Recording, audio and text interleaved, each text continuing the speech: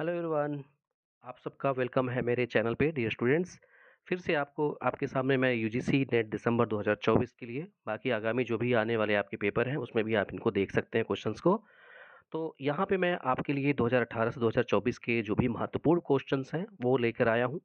तो इसमें ये 10 मिनट का क्विज मैं बोलता हूँ, इसमें बाकी एक्सप्लेनेशन भी जो प्रीवियस लेक्चर के आपको जो थर्ड नंबर का वीडियो जो कि आप इसी चैनल पे वीडियो सेक्शन में देख लीजिएगा, आपको मिल जाएगा या प्लेलिस्ट है उसमें देख लीजिएगा, आपको मिल जाएगा। तो उसमें इसके जो क्विज है आपके क्वेश्चंस हैं वो पिछले क्वेश्चंस होते हैं, इसमें मैं एक्सप्लेन करता हूँ। तो चलिए इसको देख लेते हैं जल्दी से। यहाँ से अगर हम बात करें डियर स्टूडेंट्स, तो क्वेश्चन जो हमने पूछा था आपसे यहाँ से देखें तो क्वेश्चन क्या दिया था मैंने आपको कि एक क्वेश्चन था, नीचे दो कथन दिए गए, यहाँ पे हरिकेन और टाइफून आवश्यक रूप से उष्णकटिबंधीय चक्रवातों के समान होते हैं। उष्णकटिबंधीय चक्रवातों के निर्माण हेतु गर्म उष्णकटिबंधीय महासागरों और आर्द्रता वायुपिंड यहाँ पे पूर्ण शर्तें होती हैं। यहाँ पे दो स्टेटमेंट आपको दिया गया है, दो स्टेटमेंट में आपसे पूछा था कि इनमें से कौन सा सही है। अब यहाँ पे अगर हम बात करें स्टेटमेंट की तो ये ज्योग्राफी का टर्म है जो कि यहाँ पे हरिकेन और टाइफून आवश्यक रूप से उष्णकटिबंधीय चक्रवात होते देखें। जैसे अपनी पृथ्वी है, पृथ्वी का जब 0 डिग्री अगर हम देखें इसके ऊपर नीचे, अगर हम इस एरिया की बात करें जहाँ पे ये दोनों कर्क रेखा मकर रेखा के बीच की बात करें, ये उष्णकटिबंधीय क्षेत्र होता है और उष्णकटिबंधीय क्षेत्र में ही अगर देखें तो जो चक्रवात आते हैं उसे उष्णकटिबंधीय चक्रवात बोलते हैं। अब इसका कारण हाँ, यहाँ पे अगर नाम की बात करते हैं हरिकेन और टाइफून, तो ऑब्वियस है जो हरिकेन है वो अमेरिका वाले पार्ट में, मैक्सिको की खाड़ी, और वहीं पे अगर हम टाइफून की अगर बात करते हैं तो जो चीन चीन सागर इन सब एरिया में आने वाले जो तूफान हैं वो उष्णकटिबंधीय चक्रवात कहलाते हैं। ठीक है, तो यहाँ पे ये पहला स्टेटमेंट राइट है, दूसरा स्टेटमेंट राइट है, और यहाँ पे देखें तो एक और दो दोनों कारण मतलब कथन, और ये दोनों कथन सही हैं। ठीक है, चलिए तो नेक्स्ट क्वेश्चन देखा जाए। नेक्स्ट क्वेश्चन है दूसरा नंबर जो मैंने आपसे पूछा था। तो डियर स्टूडेंट्स, आप लोग के इसमें जो क्वेश्चन दिए हों प्लीज़ आप उसके आंसर्स ज़रूर करिएगा, कमेंट बॉक्स में कमेंट कर दीजिएगा, मैं देख लूँगा इसको। और जो पार्ट 3 तक मैंने आप लोग को पार्ट करवाया है उसको ज़रूर से जाकर देख लीजिएगा, आपके बहुत काम आने वाले हैं। तो यहाँ पे दूसरा क्वेश्चन है, निम्नलिखित में से कौन से कन्वेंशन प्रोटोकॉल की उत्पत्ति रियो पृथ्वी शिखर सम्मेलन में हुई थी। रियो शिखर सम्मेलन की अगर हम एक बार बात कर लें तो रियो शिखर सम्मेलन ये कब हुआ था, 19 यहाँ देखते हैं 1992 की बात करते हैं। ये रियो शिखर सम्मेलन था, इसमें 3 अवधारणाएँ ली गई थी। एक को अगर हम देखें तो एक यहाँ पे एक को बोलते हैं जलवायु परिवर्तन संयुक्त राष्ट्र फ्रेमवर्क कन्वेंशन, जिसको हम लोग यूएनएफसीसीसी के नाम से जानते हैं। दूसरा अगर देखा जाए यहाँ से तो आर्द्र भूमि संबंधित रामसर कन्वेंशन, तो यहाँ रामसर कन्वेंशन डियर स्टूडेंट्स इससे रिलेटेड है ही नहीं है। ठीक है, रामसर कन्वेंशन जो है वो आर्द्र भूमि से रिलेटेड है जो कि 1971 में था, इससे मतलब ही नहीं 1992 से। ठीक है, तो यहाँ पे जहाँ जहाँ बी ऑप्शन होगा उसे हम कटिंग कर देंगे। बी ऑप्शन है अगर उसे आप कट कर दीजिए, बी ऑप्शन को आप कट कर दीजिए, तो आपके सामने यहाँ पे बी और सी जो ऑप्शन है उनको देखते हैं। मरुस्थलीकरण की रोकथाम के लिए संयुक्त राष्ट्र कन्वेंशन, तो ये भी था डियर स्टूडेंट जिसको हम यूएनसीसीडी बोलते हैं। और क्योटो प्रोटोकॉल की बात करें तो क्योटो प्रोटोकॉल जो है वो 1997 का प्रोटोकॉल है, तो इसे हम क्या करेंगे, डी वाले को डिलीट कर देंगे। और अगर हम देखें जो इसकी बात करें यहाँ जैव विविधता संबंधी कन्वेंशन जिसको हम सीबीडी के नाम से जानते हैं, ये भी इससे रिलेटेड रहा है। तो अपना आंसर क्या हो जाएगा, ए सी और ई। तो यहाँ पे आंसर देखा जाए तो कौन सा होगा, यहाँ से आपको सी आंसर मिलेगा। ठीक है, चले नेक्स्ट क्वेश्चन देखते हैं हम लोग। नेक्स्ट क्वेश्चन हमारे निम्नलिखित में से कौन से लक्ष्य सतत विकास लक्ष्यों में शामिल हैं। तो सतत विकास लक्ष्य की बात करते हैं तो स्टार्ट कब हुआ था, तो आप सबको पता होगा सतत विकास लक्ष्य में जिसमें 17 लक्ष्य हैं, 169 क्या है उप लक्ष्य हैं, ये आप जानते ही हैं। 2015 में इसका स्टार्टिंग कहा जाए 2016 से हुआ था 1 जनवरी से, लेकिन 2015 पेरिस सम्मेलन में इसको अपनाया गया था। और कब तक चलना है, 2030 तक चलना है, इसके बारे में आपने पढ़ा होगा। 17 लक्ष्य कौन कौन से हैं यहाँ पे, इसमें लक्ष्यों में से देखें कुछ लक्ष्य हैं। उद्योग, नवाचार और अवसंरचना है, यहाँ सभी के लिए उच्च शिक्षा है, असमानता में कमी है, लक्ष्य प्राप्त करने के लिए साझेदारी है, या स्वच्छ वायु है। यहाँ से बात किया जाए तो सभी के लिए उच्च शिक्षा नहीं, गुणवत्तापूर्ण शिक्षा की बात करता है, सभी के लिए उच्च शिक्षा की बात नहीं करता है। ठीक है, तो बी आंसर को हम लोग कट कर देंगे, यहाँ से बी आंसर कट करेंगे। और इस पे लास्ट में भी देखें बी आंसर है, तो यहाँ पे अपना आंसर कौन सा होगा, बी ही होगा। ठीक है, अगर बी ऑप्शन को कट करें तो यहाँ से अपना आंसर क्या हो रहा है, बी। तो यहाँ पे असमानता में कमी है, और यहाँ पे लक्ष्य प्राप्त करने के लिए साझेदारी है, स्वच्छ वायु। अब देखें ए सी डी, ठीक है, स्वच्छ वायु से इसमें कोई लेना देना इसका नहीं है। ठीक है, तो चलिए आगे बढ़ते हैं हम लोग इसमें। तो डियर स्टूडेंट्स प्लीज़ कमेंट कर दीजिएगा जो क्वेश्चंस बाकी होंगे, आपको मेरा ये प्रयास कैसा लग रहा है, उसको लाइक भी कर दीजिएगा और कमेंट में जरूर बताइएगा। तो ये यहाँ देखते हैं, लिखित में से देशों को उनकी पवन ऊर्जा की स्थापित क्षमता के हिसाब से हमें क्या करना है, इसको अरेंज करना है। तो यहाँ पे चीन, भारत, यूएसए, फ्रांस, जर्मनी। तो इसमें अगर देखें डियर स्टूडेंट्स, यहाँ से जब मैं बात कर रहा हूँ, तो यहाँ याद रखें किसके बारे में पूछा है कि पवन ऊर्जा के लिए पूछा हुआ है।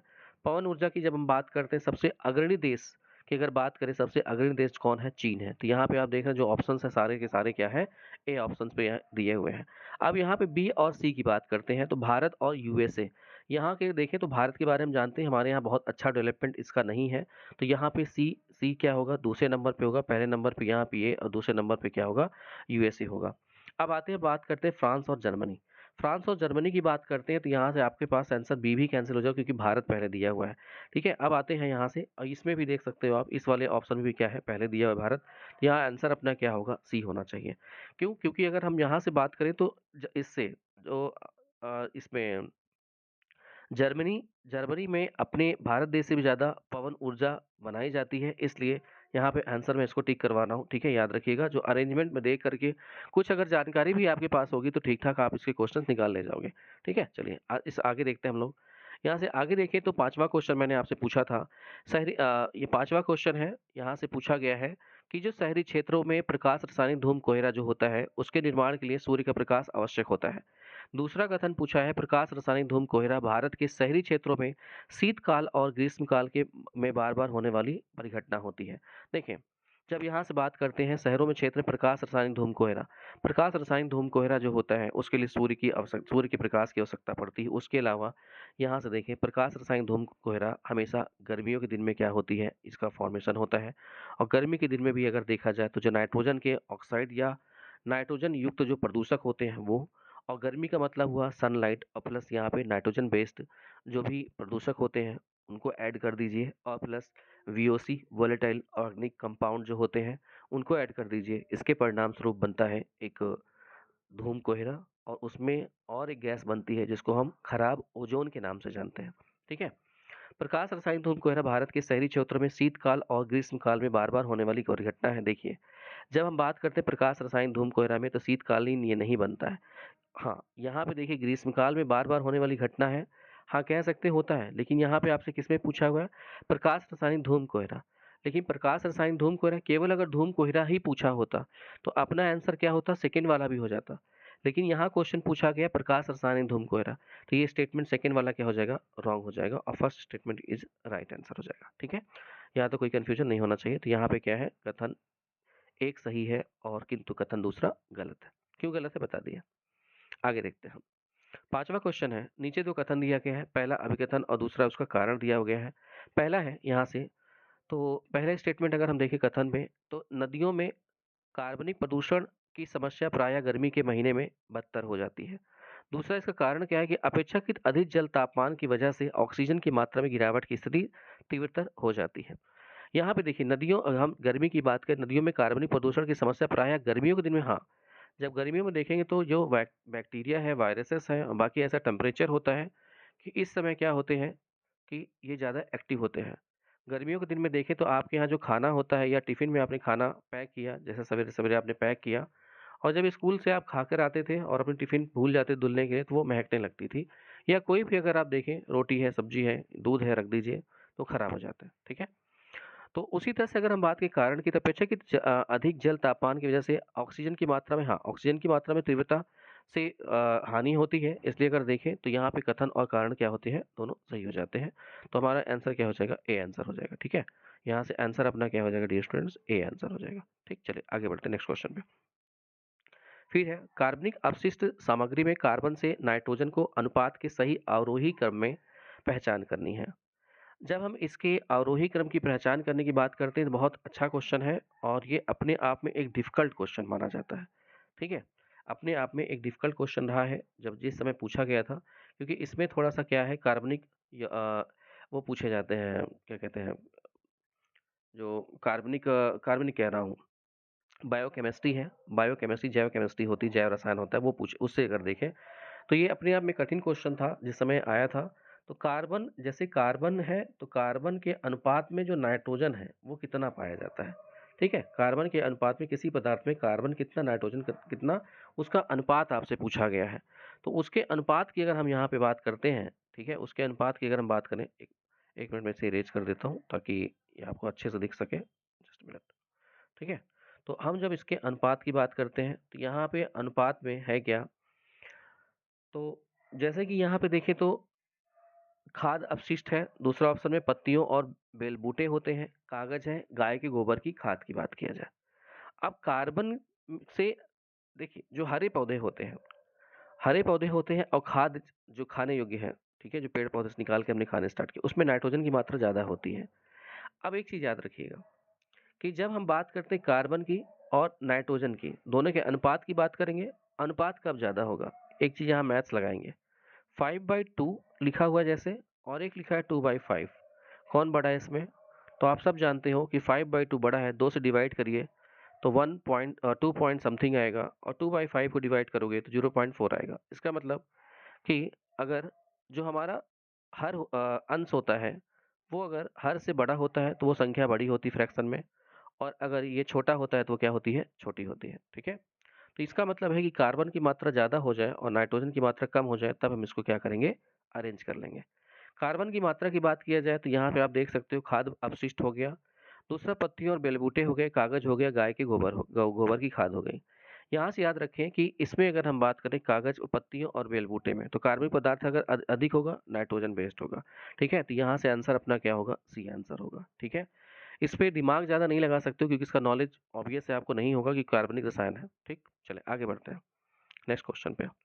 ध्वनि प्रदूषण विनिमय एवं नियंत्रण 2000 के अनुसार रात्रि में शैक्षणिक संस्थानों के लिए निर्धारित ध्वनि मानक क्या है? ये शैक्षणिक संस्थान पूछ रहा है, जहाँ पे शांति की एरिया पूछ रहा है, और आपसे कह रहा है रात्रि के समय अगर हम बात करें तो रात्रि के समय देखें तो ये कितना होगा, 40 dB के अराउंड होता है। ठीक है, चलें आगे बढ़ते हैं। नेक्स्ट क्वेश्चन है, वर्ष 2014 में जीवाश्म ईंधन के जलने, सीमेंट के निर्माण और गैस के प्रज्वलित होने के कारण वैश्विक CO2 के उत्सर्जन में योगदान करने वाले देशों के घटते हुए क्रम की पहचान करनी है। अब देखें यहाँ क्या कह रहा है कि CO2 का योगदान कौन देश ने कम किया हुआ है। ठीक है, पहले क्या कह रहे हैं, सबसे अधिक किसने किया है, फिर उसके बाद कौन कम किया है, घटते क्रम में पहचान करनी है। संयुक्त राष्ट्र अमेरिका, चीन, EU एंड रूस। याद रखें सबसे अग्रणी इस मामले में कौन है, यहाँ से रसिया है, ओ सॉरी संयुक्त राष्ट्र अमेरिका है, तो पहला ऑप्शन में अपने यहाँ पे जाएंगे। EU है, रूस और चीन है, इसके बाद कौन सा है, चीन है, तो यहाँ पे आपको 2 ऑप्शन मिलेंगे, बी और डी के। अब इसके बाद देखते हैं EU, European Union and Russia. तो यहाँ पे अगर हम देखें तो इसमें कौन सा होगा, डी ऑप्शन है, फिर इसके बाद क्या है, रसिया वाला पार्ट है। ठीक है, चलिए आगे बढ़ते हैं। आगे है, निम्नलिखित में से किसका सोलर सेल के निर्माण में सेमीकंडक्टर के रूप में इस्तेमाल होता है? तो याद रखें इसको, सेमीकंडक्टर के रूप में यहाँ पे सिलिकॉन आप यूज कर सकते हो बहुत अच्छे से। ठीक है, सिलिकॉन को आप अच्छे से यूज करिए, उसके बाद आप गैलियम को यूज करिए। 1 और 4 किसी में दिया हुआ है, 1 4, 1 मिनट रुक जाइए। Tin oxide, gallium arsenide, cadmium sulphide, tin, silicon तो यूज होता है, गैलियम स्टार्ट होता है, tin oxide, just minute, SN, cadmium sulphide CD नहीं होती है, तो 1 2 4 नो, नहीं, इसका ऑप्शन सही कर लीजिए, इसका ऑप्शन क्या है, 1 और 4 होगा। ठीक है, 1 और 4। चलिए आगे बढ़ते हैं। आगे है, निम्नलिखित में से कौन सा सतत विकास लक्ष्य नहीं है? सतत विकास लक्ष्य मैंने बताया आपको, इसको आप याद कर लीजिएगा। लैंगिक निष्पक्षता है। ठीक है, 5वें नंबर को अगर याद करें इसको, ये है। जलवायु संबंधी पहल है। ठीक है, 13 नंबर पे ओजोन परत संरक्षण नहीं है, ओजोन परत मॉन्ट्रियल प्रोटोकॉल से है।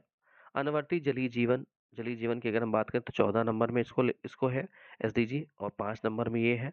और जलवायु परिवर्तन की अगर बात करें तो 13 नंबर में आपको मिलता है। ठीक है, चलिए, तो अब आज के क्वेश्चन की हम बात करते हैं जो कि आपको देना है, और प्लीज़ दोस्तों जो भी कमेंट बॉक्सेस में ज़रूर कमेंट कर दीजिएगा, क्योंकि बड़ी मेहनत से मैं आपके सामने वीडियो लाता हूं, और इसको अगर आपने देख लिया, आपके आने वाले एग्जाम तक आपका बहुत बेनिफिट मिलेगा। देखें, पहला क्वेश्चन आपके लिए है, निम्नलिखित कथनों पर हमें क्या करना है, विचार करने हैं, और कल इसका आप आंसर करेंगे मुझे आप। ठीक है, यहाँ देखिए, ध्यान दीजिएगा, जब हम बात करते हैं क्वेश्चंस की, तो निम्नलिखित में से कथनों पे 1 मिनट रुक जाइए। ठीक है, तो पहला है ऑप्शन इसमें, जलवायु परिवर्तन पर अंतर सरकारी पैनल IPCC की स्थापना विश्व मौसम विज्ञान संगठन WMO और UNEP द्वारा की गई थी। दूसरा है इसका ऑप्शन में, IPCC छठी आकलन रिपोर्ट AR6 के अनुसार सबसे अच्छी स्थिति में पृथ्वी का 1.5 डिग्री सेल्सियस तापमान होना अपरिहार्य था। ठीक है, तो ये आपको बताना है कि कौन सा आंसर सही होगा। दूसरा है क्वेश्चन आपके लिए, प्रकाश प्रदूषण के संदर्भ में निम्नलिखित कथनों पर विचार करना है। पहला है, स्काई ग्लो प्रकाश प्रदूषण के घटकों में से एक है। दूसरा है मनुष्यों, वन्यजीवों और जलवायु परिवर्तन इसके पर्यावरणीय परिणाम देखने को मिलते हैं। तो उपयुक्त कथनों में से कौन सा सही होगा? 1 2 1 2 नन। ठीक है, नेक्स्ट है। तीसरा है निम्नलिखित कथनों पर विचार कीजिए। अच्छा ओजोन पृथ्वी के वायुमंडल के क्षोभमंडल में मौजूद है। दूसरा है अच्छा ओजोन मानव को हानिकारक पराबैंगनी यूवी किरण से बचाता है। तीसरा है जब नाइट्रोजन ऑक्साइड NOx और वाष्पशील कार्बनिक यौगिक VOCs सूर्य के प्रकाश तथा स्थिर हवा में प्रतिक्रिया करते हैं तो निचले स्तर की ओजोन का निर्माण होता है। इसमें से बताना है कौन सा आंसर होगा। 1 2 1 2 3 2 3 नन। आगे है अर्थ आर सूट डे के संदर्भ में निम्नलिखित कथनों पर विचार करने हैं। पहला है यदि दिन उस तारीख को चिन्हित करता है जब किसी दिए गए वर्ष में पारिस्थितिकी संसाधनों और सेवाओं के लिए मानवता की मांग उसी वर्ष से में पृथ्वी पर पुनः उत्पादन किए जा सकने वाले संसाधनों की मात्रा से अधिक होती है। दूसरा है अर्थ आवर डे को की मेजबानी और गणना संयुक्त राष्ट्र पर्यावरण कार्यक्रम UNEP द्वारा किया गया था। तीसरा है पारिस्थितिकी पदचिह्न प्रकृति पर मानव मांग की तुलना प्रकृति की पुनः उत्पन्न करने की क्षमता से करता है। इसमें बताना है कौन सा स्टेटमेंट सही होगा। 1 2 1 2 3 2 3 या कोई नहीं। नेक्स्ट क्वेश्चन है 5वां नंबर। भारत में इस्पात उद्योग द्वारा छोड़े गए कुछ महत्वपूर्ण प्रदूषक निम्नलिखित में से कौन से हैं? पहला है सल्फर के ऑक्साइड। दूसरा है नाइट्रोजन के ऑक्साइड। तीसरा है कार्बन मोनोऑक्साइड। चौथा है कार्बन डाइऑक्साइड। या इनमें से कौन सा ऑप्शन सही होगा? केवल 1 3 4। दूसरा है 2 3। सी है 1 4 और डी है 1 2 3 एंड 4। नेक्स्ट क्वेश्चन पे आते हैं। कार्बन क्रेडिट की अवधारणा निम्नलिखित में से किस एक से उत्पन्न हुई? ए ऑप्शन है पृथ्वी शिखर सम्मेलन या रियो सम्मेलन। बी ऑप्शन है क्योटो प्रोटोकॉल। सी ऑप्शन है Monte protocol and D option is G8 शिखर सम्मेलन हेलीगेंडम। ठीक है, नेक्स्ट क्वेश्चन है निम्नलिखित कथनों पर विचार करने हैं। पर्यावरण संरक्षण अधिनियम 1986 भारत सरकार को यह अधिकार देता है कि पर्यावरण संरक्षण प्रक्रियाओं में जन भागीदारी की आवश्यकता और इसे प्राप्त करने के लिए प्रक्रियाओं एवं विधियों का उल्लेख करना। दूसरा है विभिन्न स्रोतों से पर्यावरण प्रदूषक के उत्सर्जन निर्वहन के लिए मानक निर्धारित करना। इसमें बताना है कौन सा कथन सही होगा। 1 2 या 1 2 दोनों या इनमें से कोई नहीं। फिर आपके सामने है 8वां क्वेश्चन। पहला है कार्बन मोनोऑक्साइड। दूसरा है मीथेन। तीसरा है ओजोन। चौथा है सल्फर ऑक्साइड। इन्हें बताना है कि फसल बायोमास अवशेषों के जलाने से उपयुक्त में से कौन सी वातावरण में उत्सर्जित होती है। अब बताना है कि इसमें से 1 और 2 होगा। बी ऑप्शन है 2 3 4। सी ऑप्शन है 1 4 या डी ऑप्शन है 1 2 3 4। चलिए नेक्स्ट क्वेश्चन है 9th नंबर। हमारे देश के शहरों में वायु गुणवत्ता सूचकांक के मूल्य की गणना में समानता निम्नलिखित में से किस वायुमंडलीय गैस को ध्यान में रखा जाता है? पहला है कार्बन डाइऑक्साइड। दूसरा है कार्बन मोनोऑक्साइड। तीसरा है नाइट्रोजन डाइऑक्साइड। चौथा है सल्फर ऑक्साइड डाइऑक्साइड। पांचवा है मीथेन। इसमें से ऑप्शंस हैं ए केवल 1 2 3। दूसरा है 2 3 4। सी है 1 4 5। डी है 1 2 3 4 5। इसमें बताना है। तो डियर स्टूडेंट्स आज का ये लास्ट क्वेश्चन है। मीथेन हाइड्रेट के निक्षेपों के संदर्भ में निम्नलिखित कथनों पर में से कौन से सही हैं? पहला है भूमंडलीय तापन के कारण इन निक्षेपों में मीथेन गैस का निर्मुक्त होना प्रेरित हो सकता है। दूसरा है मीथेन हाइड्रेट की विशाल निक्षेप उत्तरी ध्रुवीय टुंड्रा में तथा समुद्र अधस्त के नीचे पाए जाते हैं। तीसरा है वायुमंडल में मीथेन 1 या 2 दशक के बाद कार्बन डाइऑक्साइड में ऑक्सीजन ऑक्सीकृत हो जाती है। इसमें बताना है कौन सा ही होगा। ए केवल 1 2। बी 2 3। सी 1 3 या डी 1 2 3। तो डियर स्टूडेंट्स ये क्वेश्चन रहे हैं। मैं आशा करूंगा कि आप क्या करें, इसके जो भी क्वेश्चंस के आंसर्स हैं आप कमेंट बॉक्स में कमेंट करिए। बाकी आपको मेरा प्रयास कैसा लगा आप ज़रूर से इसको बता सकते हैं कमेंट बॉक्स में। और प्लीज़ मेरे चैनल को सब्सक्राइब जरूर कर लीजिएगा, लाइक कर लीजिएगा। नेक्स्ट वीडियो में फिर मैं आपको मिलता हूँ। तब तक के लिए सबको नमस्कार। Have a good day.